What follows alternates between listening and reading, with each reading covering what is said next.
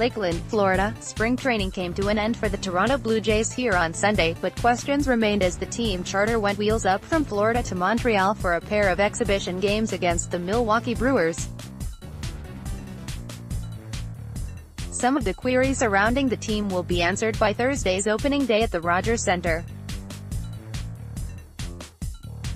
Others' questions are more wait and see, with their answers largely dependent on performance and health. Marcus Stroman will be the opening day starter, leading a rotation full of pitchers looking to rebound from injuries. Joe Robbins, Getty Images, who will fill out roster.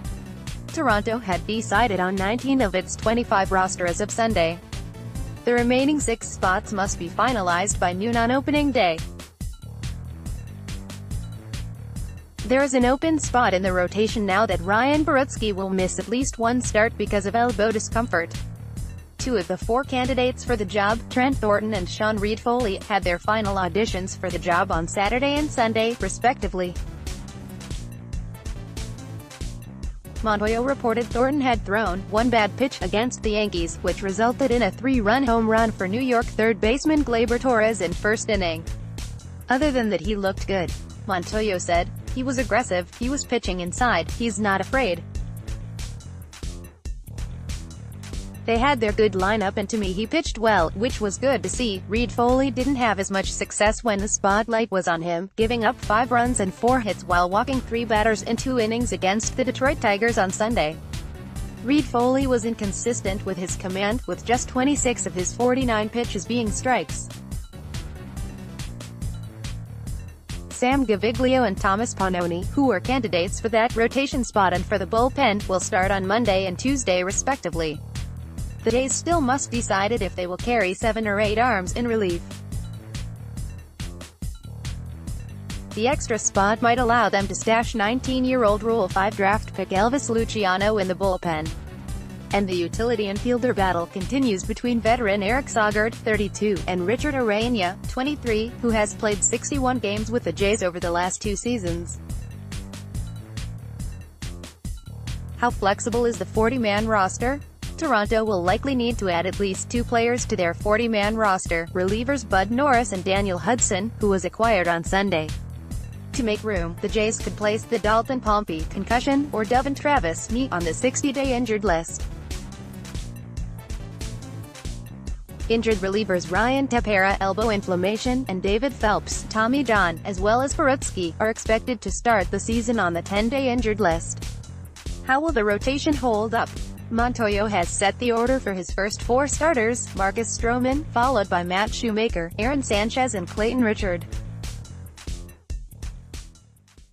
The Jays' rotation was purported to be one of the team's strengths heading into 2018, but the wheels fell off quickly in large part because of injuries to Stroman and Sanchez.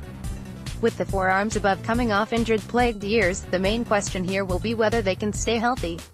The early signs have been encouraging.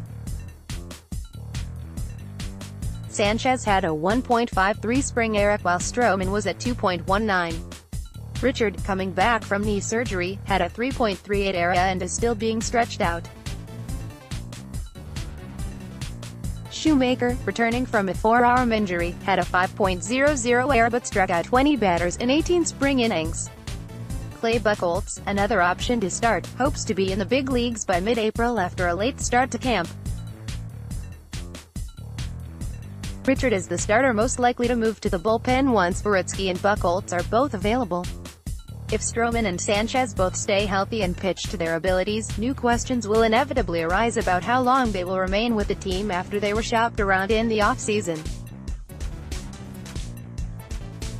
Can the Jays get on base?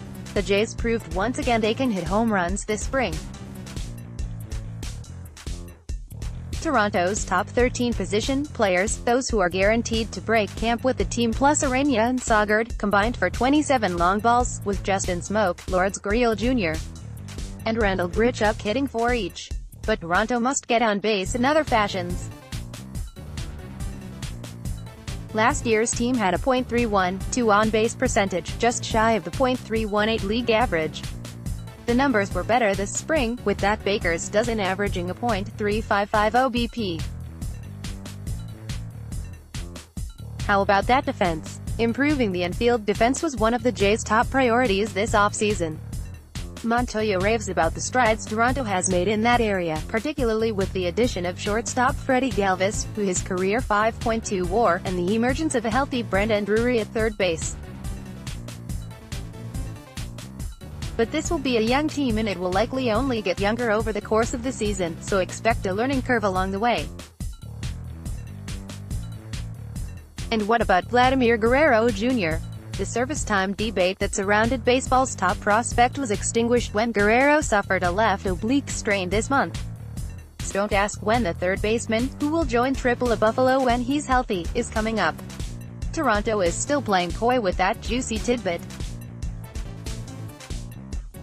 Laura Armstrong is a sports reporter based in Toronto.